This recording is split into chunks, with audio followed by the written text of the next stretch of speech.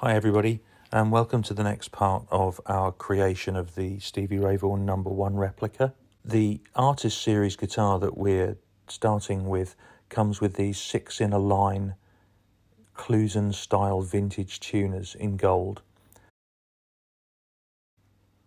However, at some point during the 1980s, Stevie Ray had his guitar tech Cesar Diaz change the tuners for these 1980s Fender Elite machines. These are actually really difficult to get hold of, but we've got some.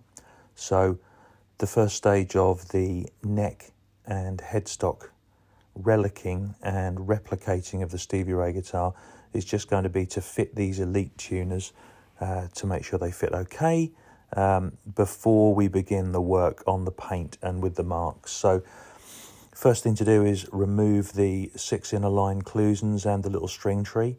And knock out the shims that are in there, the bushes in the front that just keeps everything all nicely aligned on these vintage style Clusens. What we then find is if we take one of the Fender Elite tuners, it's a much bigger and chunkier thing than the classic Clusen. Presumably Stevie Ray liked the look and the tuning stability of them. If we just take the 80s Fender Elite tuner and offer it up against the hole that the Clusen left, we find it's not big enough. So what we have to do is just carefully widen the holes in the headstock, just to make sure that they will take the 1980s Fender Elite posts as they go through there.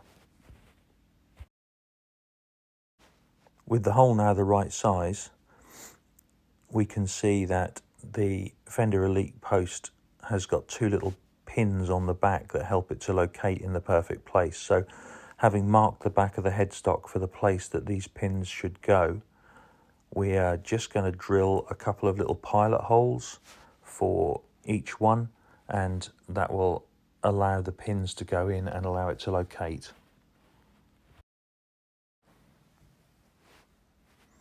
With the holes the right size and all the pilot holes drilled, it's now time to fit the tuners for the first time for a trial run and just make sure everything lines up all perfectly. So we just pop each one of those in there with the little supporting bush in the front that keeps it all nice and straight. And already it's really good to see that this headstock is taking on the characteristic of the actual No1, as it was when Stevie died in 1990, as he liked to have it and as he liked to use it and play it. So this is tricky actually, because these tuners are extremely rare, very difficult to find, and we were lucky to get a set at all. But you kind of have to have them if you want to make an accurate replica. So there's the dry run completed for the Fender Elite machine heads. The next stage is the relicking. Please click like and subscribe if you want to see this guitar develop.